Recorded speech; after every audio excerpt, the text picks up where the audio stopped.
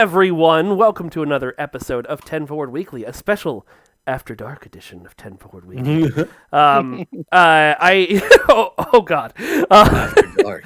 Hello. We are doing a special edition of the stream for no reason at all. And we're joined by my very good friends Eric Campbell and Sam DeLev, also for no reason at all. And, of course, your favorite guest and mine, Associate Art Director Thomas Maroney. I pointed in all the right directions. Sam's on point on where their camera is. Hello, everyone. Mm-hmm. It's very, very exciting seeing everybody in chat and all of the familiar faces that I don't normally see on stream, some of whom may or may not be only here to see Thomas. Yeah, it's a very good reason. But like we were saying, not a really big reason to have the stream tonight. Nothing's really happening. We just thought it'd be fun to do a little bit of late night one. We'll go ahead. We usually work until 11 or midnight anyway, so might as well stream it, right? What is work-life balance? Thomas has no idea. I have no idea. It means a job in each hand. When you find a job you love, you'll never work a day in your life. You'll work every day in your life, all days, right, at all times, forever. That kind of is Trek, though. Yeah.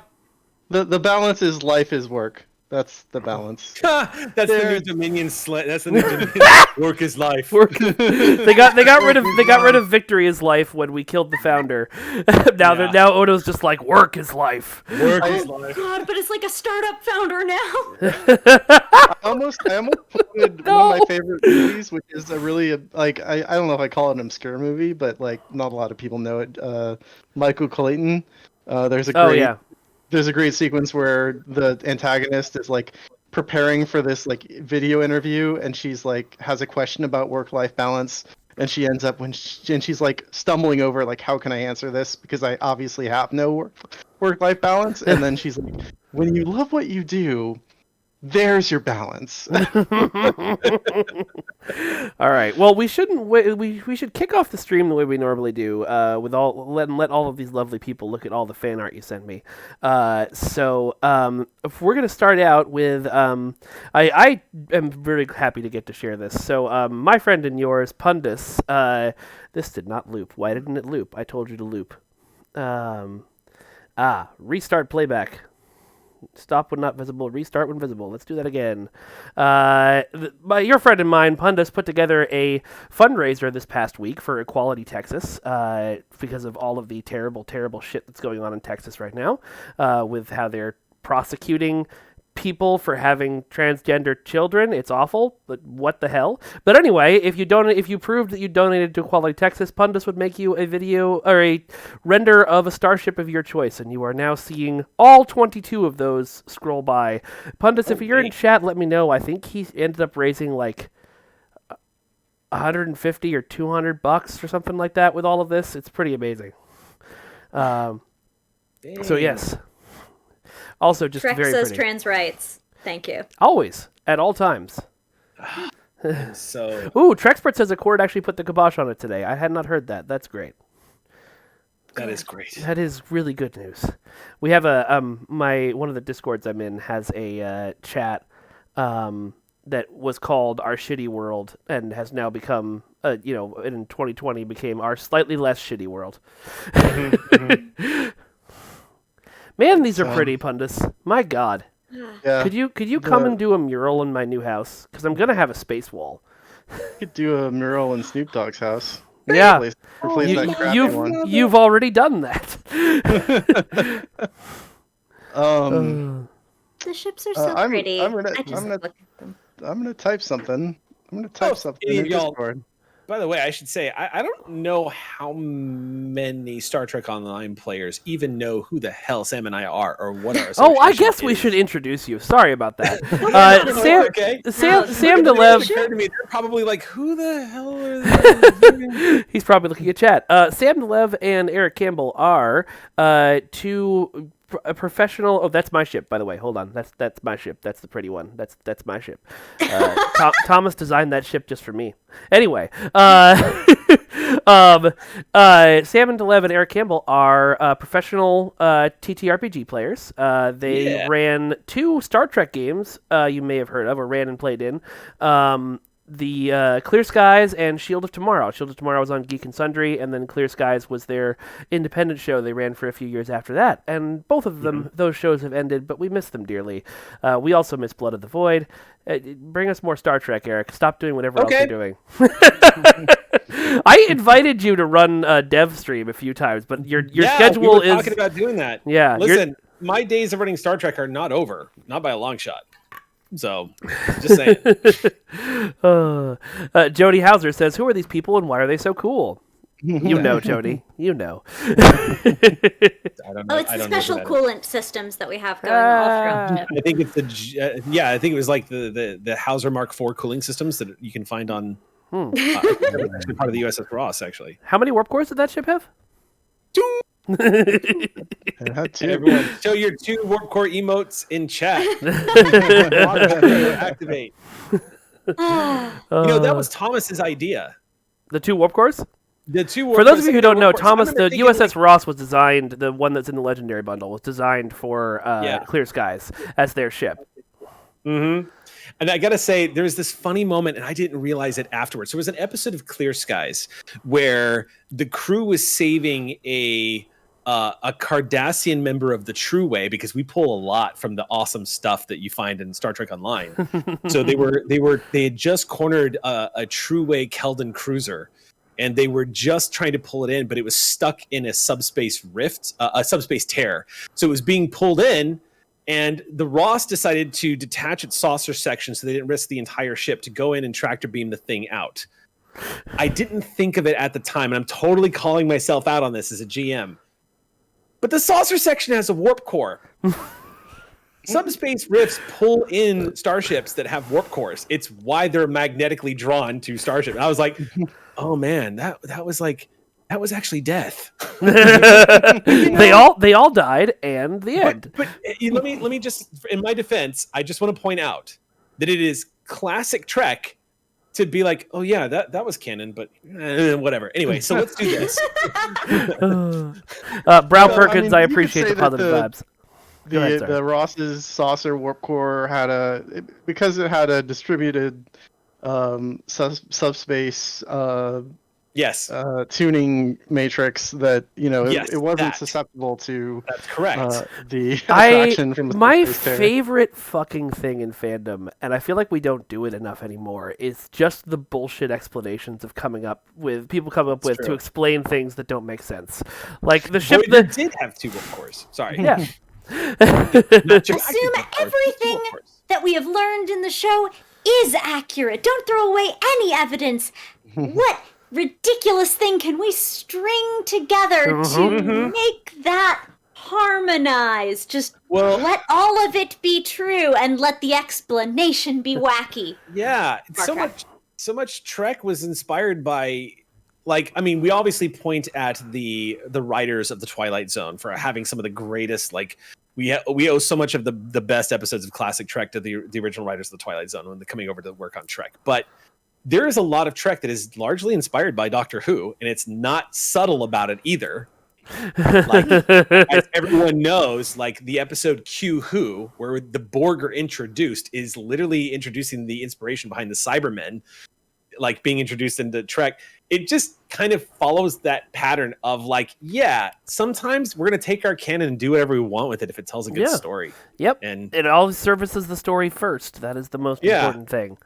So I know that we as Trekkers and Trekkies, I know that we all have a very we can be very stringent about canon and storyline, and when you say one thing works one way and then a television show later you change it can cause an upset. But honestly, I definitely think as more and more new Trek comes out, I just don't see it taking away anything from story. I just don't see it affecting the long-term quality of the stuff. You know what I mean? I didn't know that Dijon Cyanide in chat is saying that the Tellarites first appeared on the Twilight Zone before they appeared on Star Trek. I didn't know that. Really? That must have been a reused costume of some Is that kind. true? That's Yeah, awesome. I think. Tellarites on my Somebody goodness. messing with us? Is that true? Well, no, I mean, there's the episode where a woman gets into a car accident and Right. and you only see her face and she's covered by bandages and everything, and then they finally, it's like, oh, it's, we did reconstructive surgery, we did the best we could, it's time to take the bandages off. Oh, and, that like, one.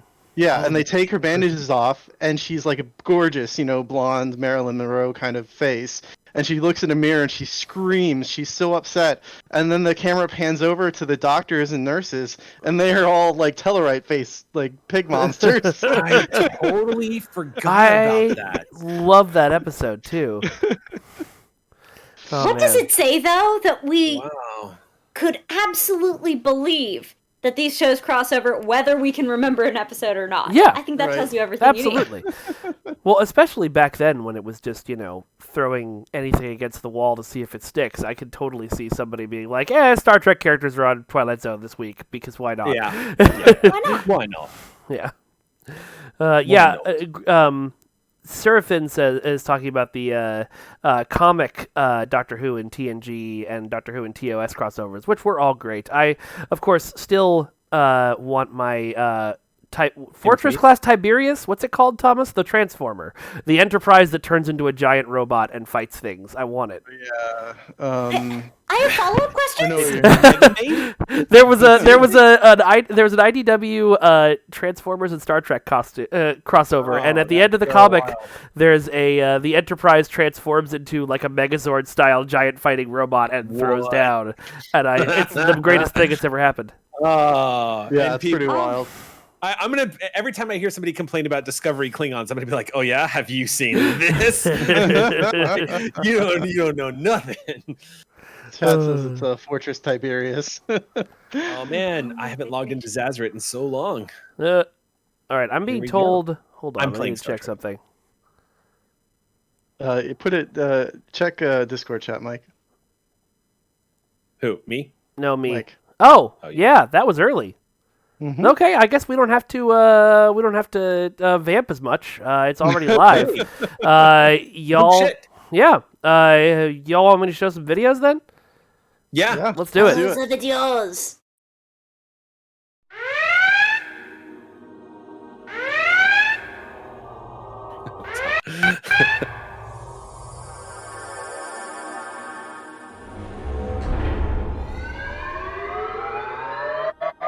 Oh, is it playing right now?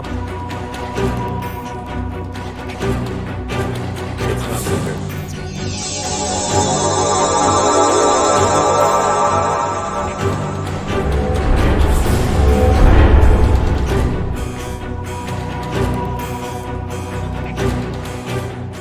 So we could tweet it out now, yeah?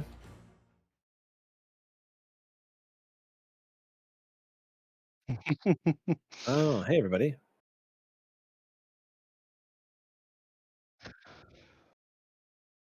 In our stuff.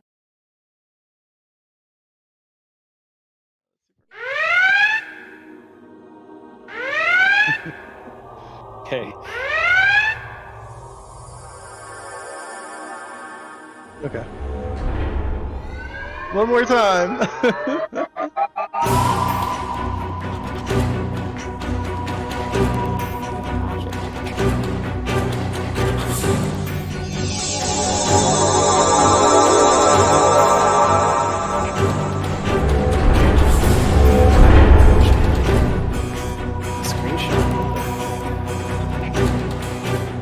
That's what. Of what?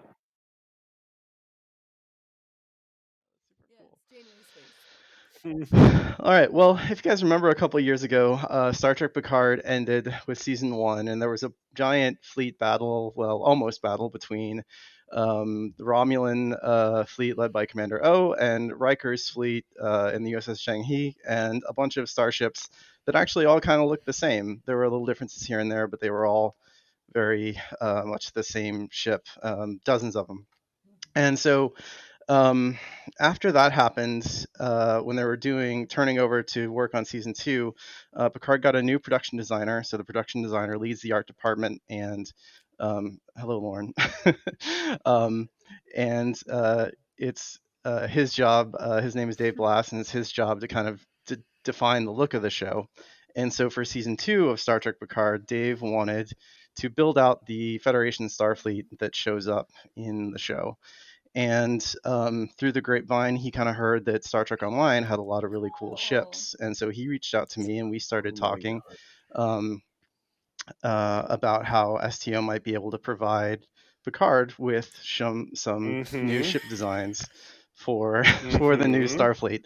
And now you all were in a show, live play RPG show called Clear Skies that takes place around the time, a little bit before Star Trek Picard, and we all collaborated on a starship for Clear Skies called the USS Ross. And because the timetable of when the Ross appears is kind of synchronous with Picard or a little bit before, I thought it would be cool to give him the USS Ross to show up as one of the ships that will appear in Star Trek Picard, and they liked it, and they decided to use it. So I'm gonna go ahead and share my screen, and I'm gonna give you a little preview. This is Eric, are you gonna cry?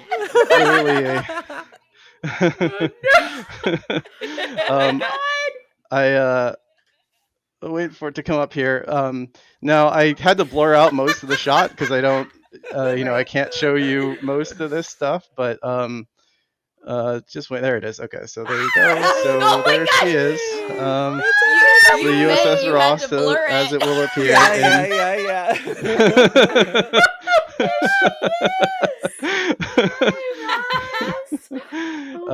That is the CGI USS Ross in Star Trek Picard. It is, and actually, I mean, the cool thing was that they just took our model. So it's actually the model that I made for Star Trek Online, because it was good enough for them to just basically translate into their pipeline and throw it up. And it's not like it doesn't fill the frame or anything, but it was good enough to be at kind of this size.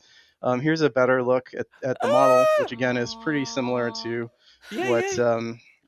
what's in the game, but they just translated it to their lighting and rendering. You must be so proud too, software. like that they just looked at your model and was like, "That's great." That's so cool. Yeah. Look at her. But she's so pretty. But we wanted to share this with you all because this is the best Valentine ever. Like, so it's almost like Thomas just said, like, "Will you be my ship?" And we're like, "Yeah." Just as a Oh my gosh. I mean, because you've made so many beautiful ships, none of them quite so attractive as this, the best ship. So it's only fitting that she and all of your work be so highlighted. So like amazeballs, but also particularly this one. In my entirely unbiased.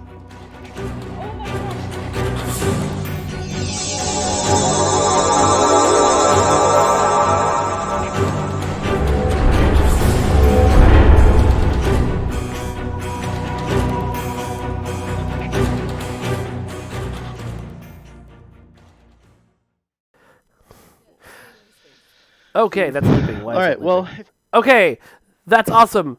Really quick, congratulations, everybody! Congratulations, y'all! This is amazing. Naturally, the most amazing news is the news that the hottest ship in Star Trek. Obviously, but there are a lot of other ships that are very, very nice as well. Yeah, I mean, congratulations on all of them. It's mostly the Ross, but all of them, really. Yeah.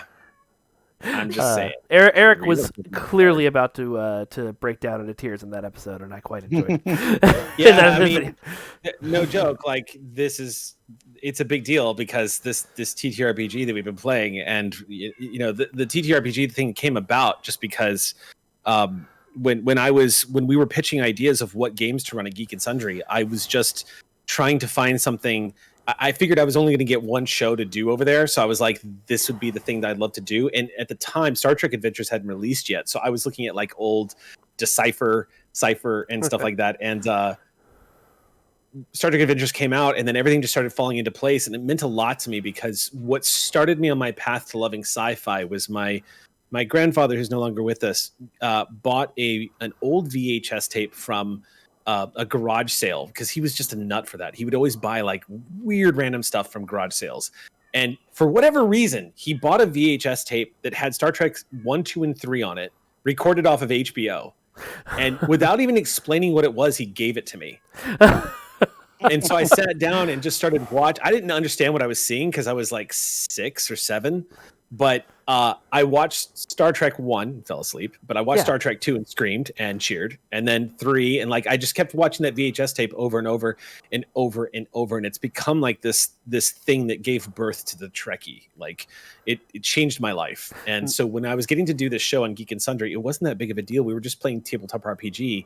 But it kept getting bigger and more important. And we got that set. And CBS was like, yeah, you can build this. Like we asked CBS, can we build a set that looks like the interior of an Intrepid class starship? And we thought CBS was going to be like, no. But CBS instead was like, yes, but we insist that it's accurate. So we're going to send you the archives and we're going to give you all of the pre-production photos of Voyager. Oh, and no. Please build that yeah. So when we built that set, it was because the Star Trek CBS archive sent us all of the set photos for Voyager, so that our set builders could build us an accurate set. By the way, if you're ever in Los Angeles, there is a store called Geeky Tees, and we donated pieces of our set to Geeky Tees. So they have a Star Trek room where you can go in and play. You can see the podium that I used to run the game at, and like L cars all over the walls and stuff from the Sally Ride set. That is amazing, and you need to take me there when I get down there. Yeah, no, Geeky Tees is great. It's a great, but the point that I was trying to make was I had no idea. I moved to LA to be an actor, and then I segued into writing and just stuck with that. I had no idea that I was kind of sad because my dream was to be on Star Trek. And I felt like I was cheating the system by being able to run a TTRPG of Star Trek on a network on Twitch or whatever. But I never thought it was going to go past that. But then you guys started putting us in Star Trek Online. Like you put Eliza and STO, and you put my guy Zazrit, who's on DS9, into STO. And then it just kept going. I mentioned an STO. Like it kept happening. And then the USS Ross. Like that was just the stars aligning, and Thomas here designing the Ross and like asking me, hey, what ship do you want? And I was like, I love the Galaxy class, but I love the saucer section of the classic refit. So could we get a more circular saucer section on a like, would that look weird? And he's like, let me play with it, and we'll do a cross of like the Sovereign Galaxy. And I was like, sure, let's do it.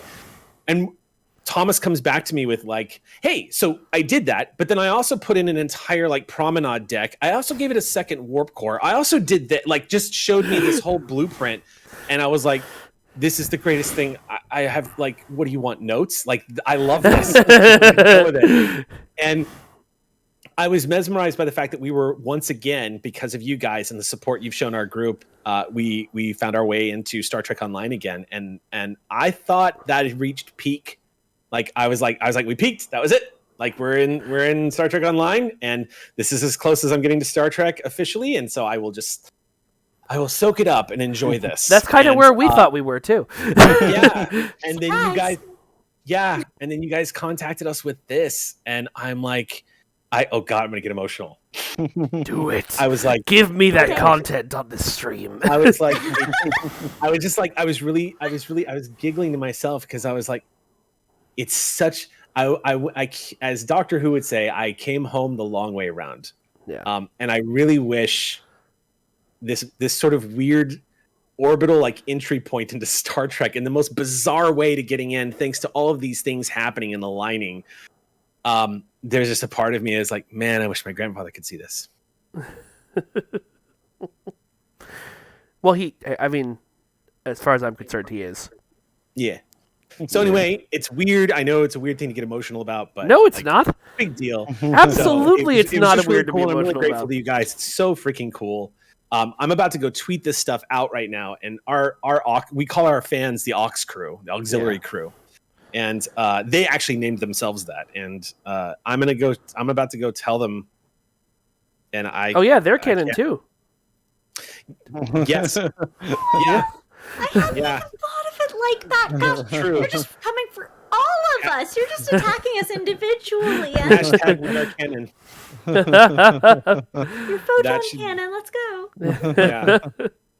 Now, but I haven't seen the episode yet, so I'm like, I bet we blow up. That was. I can only I bet hope. that is the end I would want for her. That is actually a discussion that Thomas and I had. We were like, we're going to tell them this big news, but we don't know what happens in the episode. What happens if they explode?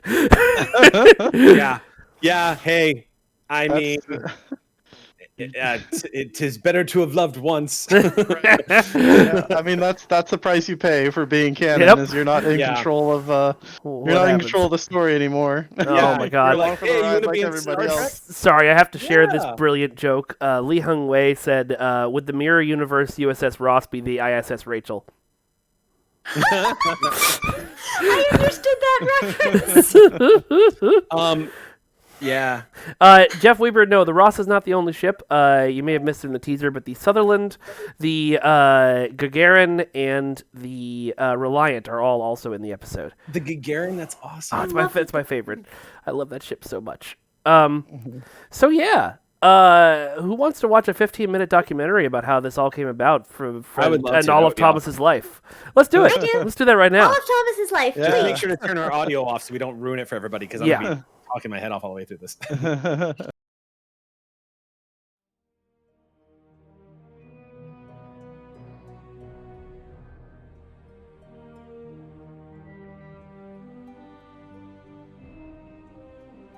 I first began watching Star Trek with my mom.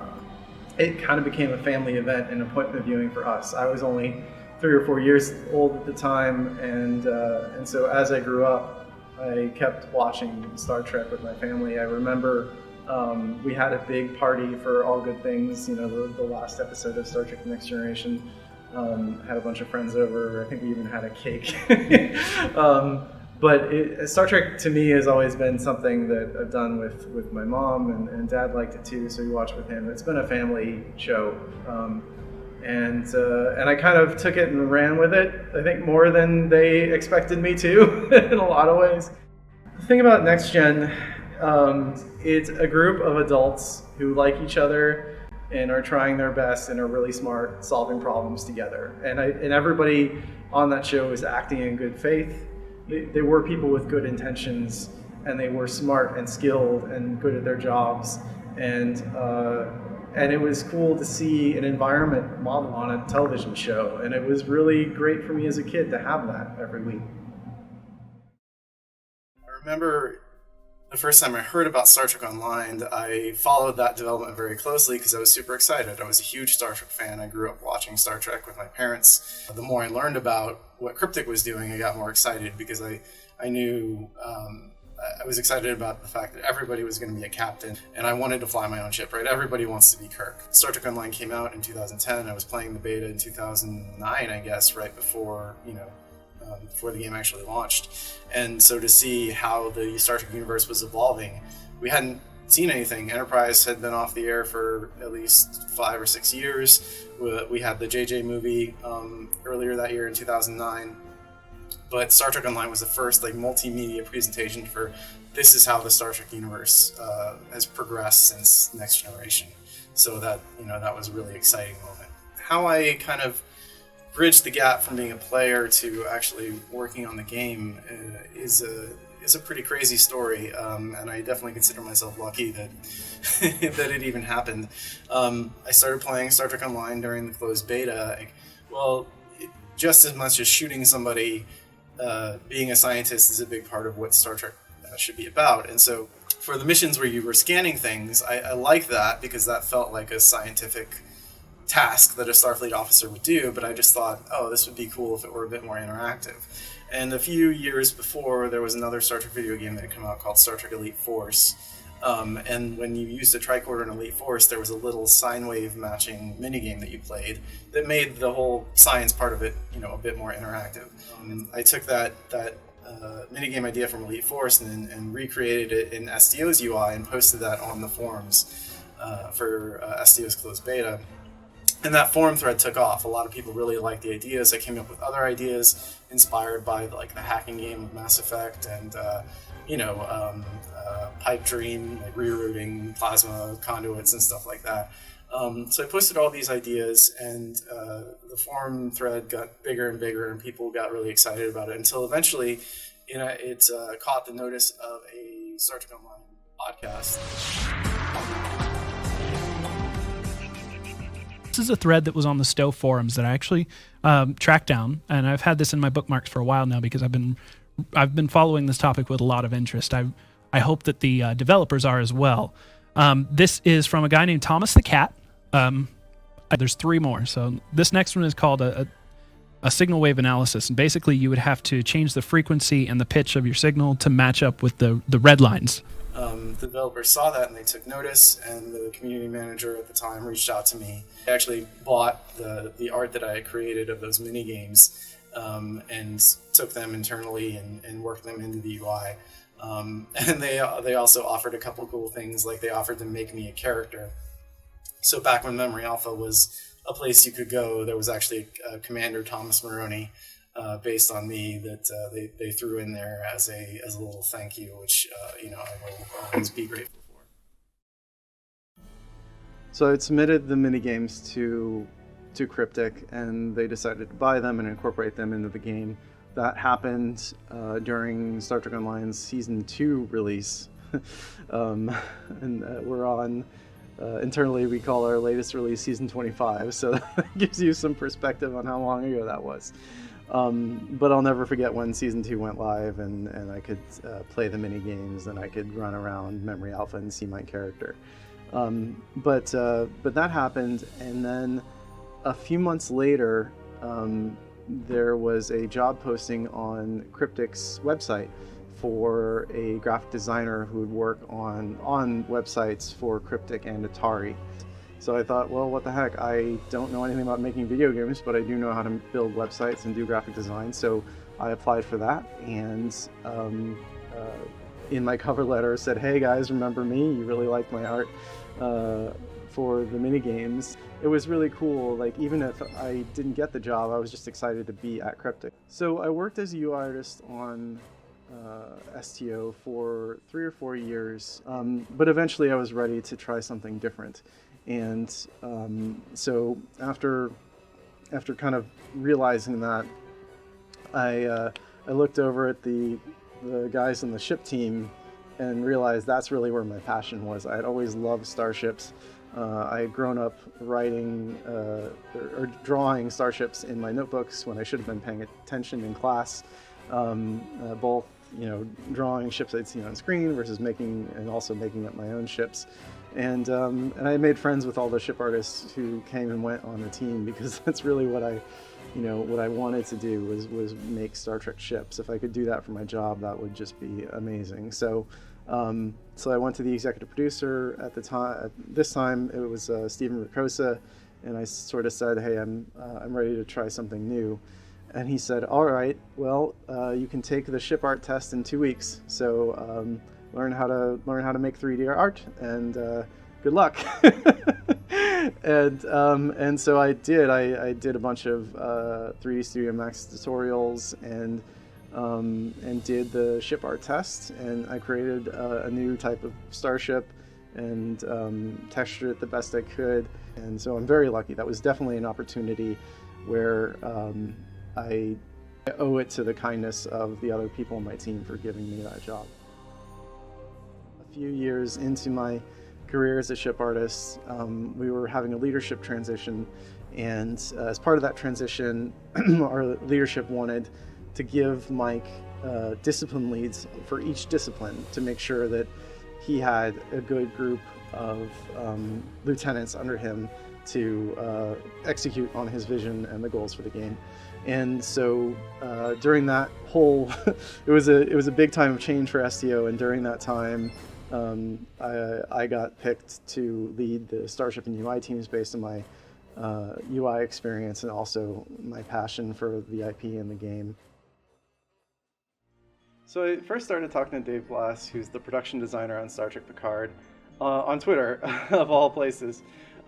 Dave saw a post I had made about Star Trek Online ships. I had been working for a long time with Eagle Moss on a collection of STO ships, ship models, and I had just finished up my last round of magazines for that collection.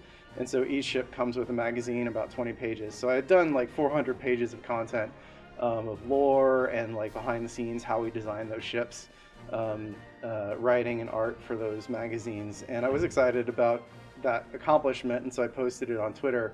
And Dave saw that post through blessed algorithm and reached out to me.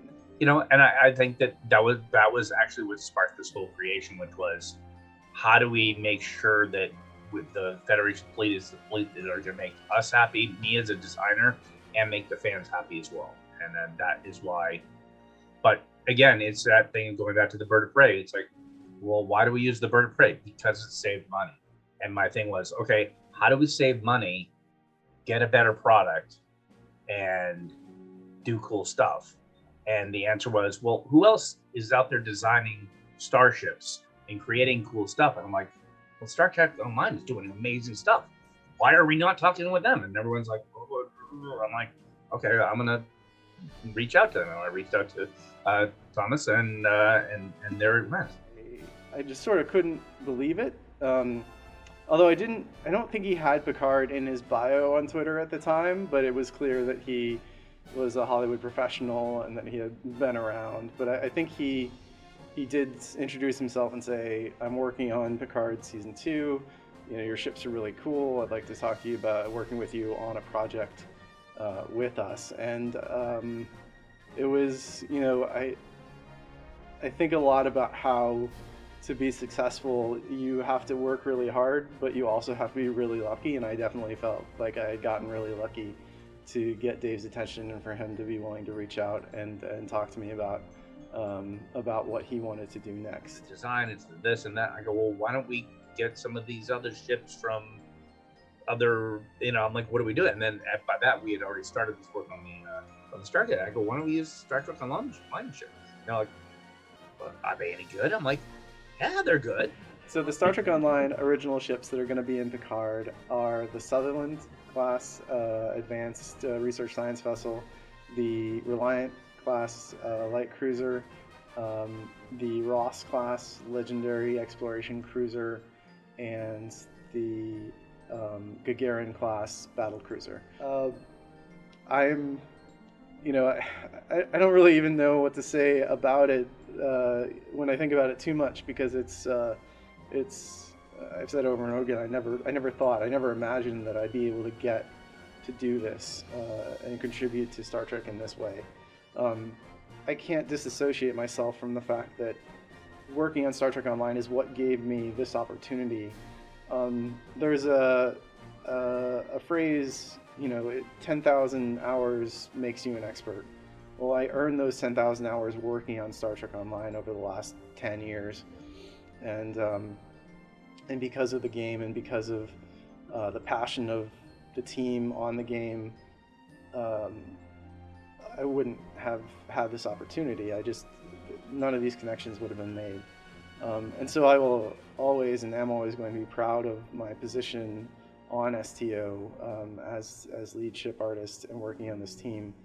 And I think the game has a lot to offer too, because in many ways, as far as multimedia presentations of Star Trek go, between the 2009 movie and Discovery, Star Trek Online was kind of it, you know, and we had a lot of great comics and we had a lot of great books, but in terms of like audio-visual interactive presentations, you know, like we were holding the torch for a long time, and we took that responsibility pretty seriously, and I still do. Yeah, it's incredible to think that we started out as, in some ways, you know, a little game that could, if you want to think about Star Trek Online's, you know, original inception from Perpetual, and then the translation of ownership to Cryptic, and the Cryptic team had, you know, 18 months to stand up an MMO, and then I came on the project about a year after that, and then my journey through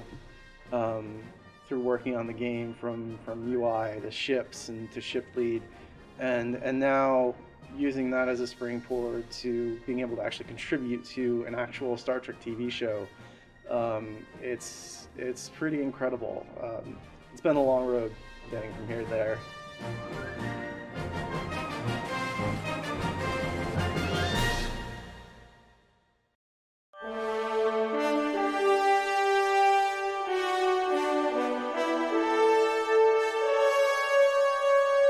Okay. Thomas gets promoted faster.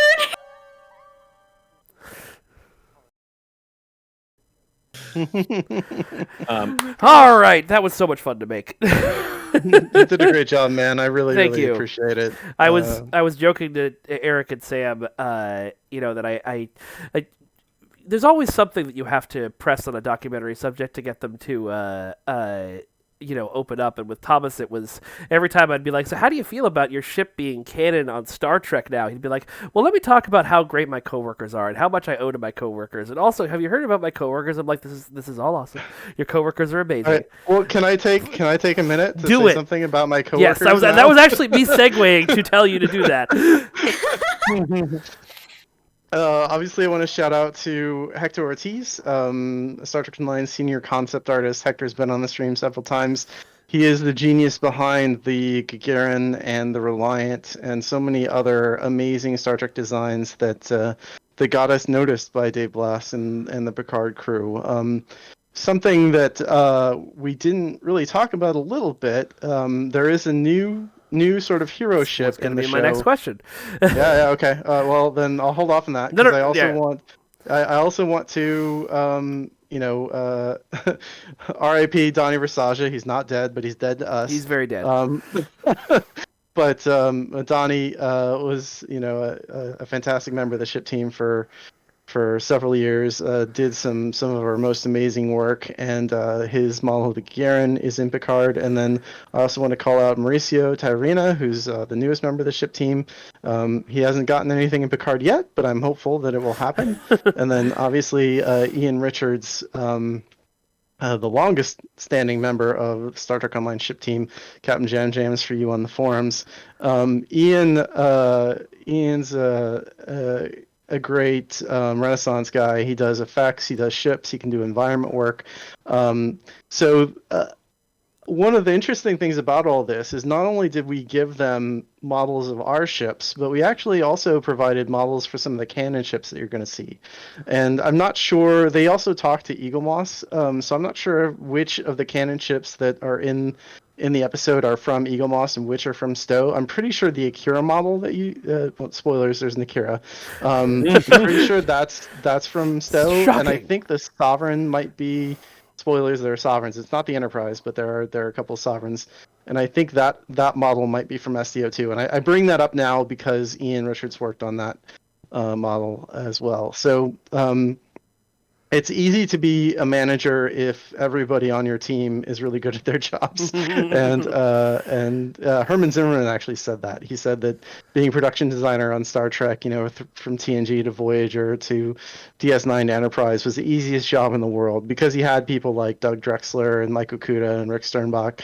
And I kind of feel the same way, that I have a lot of great people on the team, every discipline, but certainly the ship team, that we all care about Star Trek, and we care about the legacy of Star Trek, and we care about making STO better. And without them and their talents and their passion, this certainly wouldn't have happened. So I just want to say thank you to all of them, and thank you to Mike for making that amazing documentary. Something I will definitely treasure, and I know my mom will really like it too. So We're just so I believe proud he makes ships and they go into Picard. It also, just because he's in chat, I believe you also in the documentary that I cut thanked Nick for teaching you 3D art in the first place when you were taking your ship test. Yeah, and Nick helped me out a lot early on when I was doing 3D stuff. So, and Nick helped me put my very first 3D model for Star Trek Online into the game, which was the big blue barrel. Yes, the infamous Starfleet barrel. That I was Oh so my mad. God. I was so mad that we didn't have that in the game. That it had been like 5 or 6 years.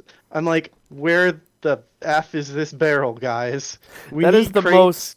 That We is the need most. barrels.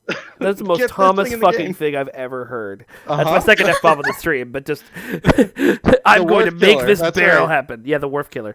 Yep. Which we still use. It looks okay still. But that wasn't the only thing. So the Canon ships are. I've sort of made the focus of the documentary. I cut out the other stuff just so the documentary wouldn't get too long. But that's not the only thing that you and Hector worked on for the show.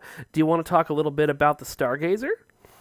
Yeah, so the title of the episode apparently is The Stargazer. Yeah. 2 words. But the Stargazer, 1 word, is a brand new type of ship. I think it's going to be, well, I won't say the class name yet in case there's some reason people are they want to reveal that in another way. But at any rate, it's a new class of ship, reminiscent of the Hi, Lauren. This is Lauren, everybody. Hey, Lauren. Hi, Lauren. I love you. It's true. And so one of the reasons that Dave reached out to us was because he needed to design this new ship, but he didn't really have a lot of concept artists, and he didn't have a beat on concept artists that sort of knew how Star Trek ships worked. He was working with John Eves, but he needed more people to try more things. And so he realized that the Star Trek Online team had been doing this for over 10 years. And so he reached out to me, and then I brought Hector in, and then we kind of sort of contributed in the early stage to the design of the Stargazers. So not only did we just give them ships to use in the episode, but we got to offer up some ideas and iteration on the actual new ship that you see in that show. So it's pretty incredible. It was incredible. It was wild to be like, oh, I'm on a work call with John Eves and Doug Drexler. Like you never do. never in my life would I think that I'd get to consider those guys colleagues. You know what I mean? And it was cool because John Eves is still very much a 2D guy. And so we were looking at different aspects of the Stargazer design that he was, he was sketching out, and it was cool to be able to bring in the library of ship art that STO had, because I could take. My role in the process was taking John's sketches and then doing preliminary 3D models, just kind of white box models of it, so that we could look at everything in 3D and say, oh, these proportions work, these proportions don't work. Oh, we need to widen the stance on this, or change how the saucer. So I helped actually build a prototype 3D model for the ship, and then we could use that in iteration, just like we do when we make a ship for STO. So STO's ship process actually informed the ship design process for Picard, because we could go like, okay, well, now we have this 3D model of the Stargazer that John designed and I built, and now we can say, oh, well, we like this thing, we like the deflector from the Akira. So what if we? So I just brought the Akira model from STO into the same file as my Stargazer model and just moved the different pieces over, and we looked at this and like, no, that doesn't look good, that looks good.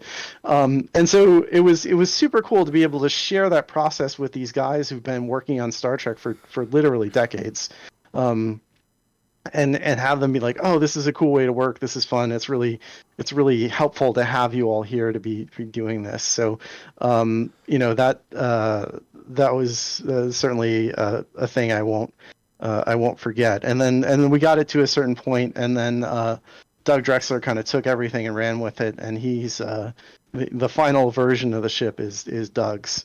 But it was really amazing to be involved at such an early stage for a project like this. So this all, by the way, has been in the works for like 2 years. Yeah. I kept my trap shut for 2 years. Wow. Yeah. You did it. You're free. You are free. I still remember the first time you told us in a Leeds meeting, you were like, okay, no one outside this room can ever know of this. Right. And Alexa, turn on living room lights. It's midnight. Oh my God, my Alexa responded to you just now. And mine didn't. Oh wow. Need to look at that. But Sorry. one of the things I wanted to say about all that is that it sort of worked out that we were doing all the mirror content anyway, and that was the official player facing reason that we were updating all these Starfleet models. But it really is a big lie. I mean, as soon as I knew which ships were going to be in Picard, as soon as I knew that the Reliant and the Sutherland and the Gagarin, that those ships were going to be in Picard, I was like, all right, well, I'm going to remaster those ships, because if they're going to be canon, they need to look as good as they possibly can. And so that's kind of why I've been busting my ass so much, getting all these remasters out, because it was really important to me that when they showed up, they had their best foot forward. And it worked out that then we got we had all this ready for the mirror arc, but that was definitely a smokescreen. Sorry for lying to everyone. I have said repeatedly on this job that I have never and will never lie to you. That's true, because I never talked about this. Oh, it's wild. It's wild. Absolutely All right. Well, folks, the tweet is now out. It's now official on all of our stuff. So please feel free to go share that. I'm going to let these lovely folks who stayed up late with us go get some sleep, because they all have busy lives that they have to get back to in the morning. But I'm not going to be able to sleep tonight. Yeah. I'm not going to be able to sleep tonight. By the way, everybody who made a crack about the canon being misspelled, yeah, that was on purpose. I knew you would think that. I'm gonna find us someone to raid. We call it a Belgian dip. We call it a what? It's Dr. Evil. I knew it was there. Yeah.